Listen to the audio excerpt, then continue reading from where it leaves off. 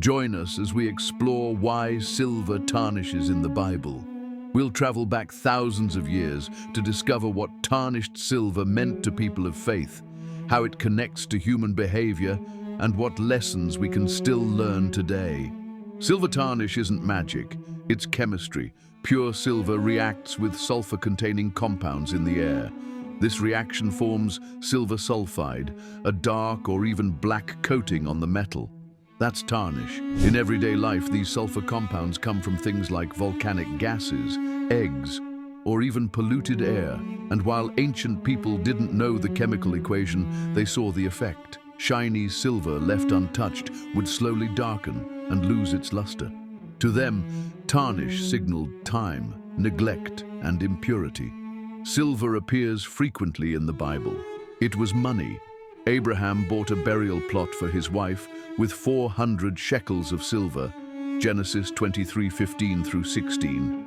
Silver utensils were used in the tabernacle and later the temple, symbolizing wealth and purity. Silver also served for redemption offerings. Israelites gave half a shekel of silver as ransom money in Exodus. But there's a darker side to silver in Scripture. The prophets used tarnished or impure silver as a metaphor for moral decay. Isaiah 1:22 says, "Your silver has become dross. Your choice wine is diluted with water." Dross is the waste removed from metal during smelting, worthless slag. In this metaphor, the people's faith has become corrupted. Ezekiel 22:18-22 likens Israel to mixed metals thrown into a furnace to be melted and purified, emphasizing that the nation's impurities needed to be burned away. The difference between bright, polished silver and grimy, tarnished metal represented the difference between faithfulness and corruption. Scripture uses tarnish as a visual shorthand for decay, a once valuable metal losing its shine through neglect and sin.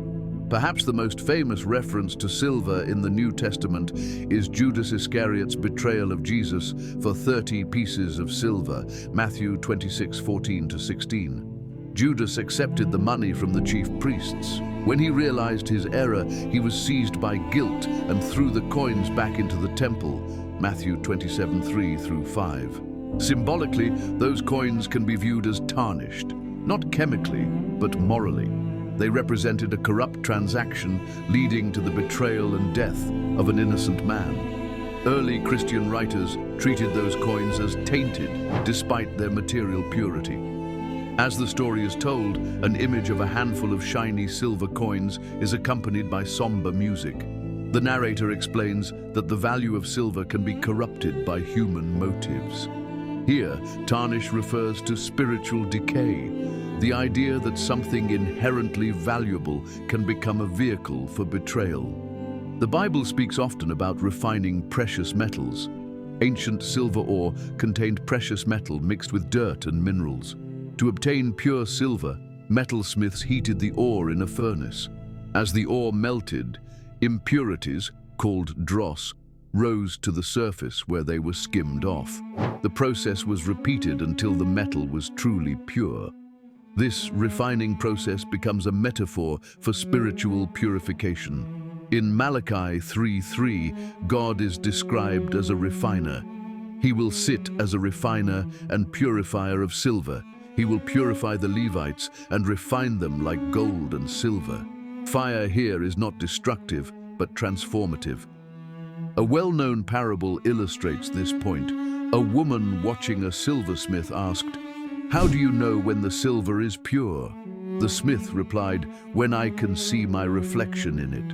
It's a beautiful way to see God's work.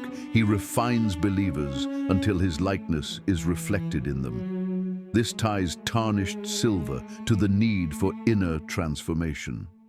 Viewers are encouraged to consider the dross in their own lives, habits, attitudes, or faults that need to be burned away. So what does this ancient imagery mean today? Even now, silver tarnish reminds us how quickly beautiful things can lose their shine when left untouched. Think of a silver necklace left in a drawer for months. It emerges dull and blackened. The Bible's use of tarnished silver speaks to our hearts. Are there areas of your life that have lost their luster? Have you allowed selfish motives, unresolved bitterness, or distraction to tarnish your spirit? Just as silver needs polishing, our characters need refining. Spiritual practices, prayer, generosity, community, act like polishing cloths. They restore the shine. The refining fire might be uncomfortable, but it leads to purity and resilience. In the Bible, tarnished silver isn't just about chemistry. It's a powerful picture of hearts that have drifted from their source. Yet the good news woven through Scripture is that tarnish isn't permanent. Through refining fire and a master's care, silver can shine again, and so can we. Thank you for watching. If you enjoyed this story, please like, subscribe, and share it with someone who needs encouragement today. What other biblical metaphors would you like us to explore? Let us know in the comments.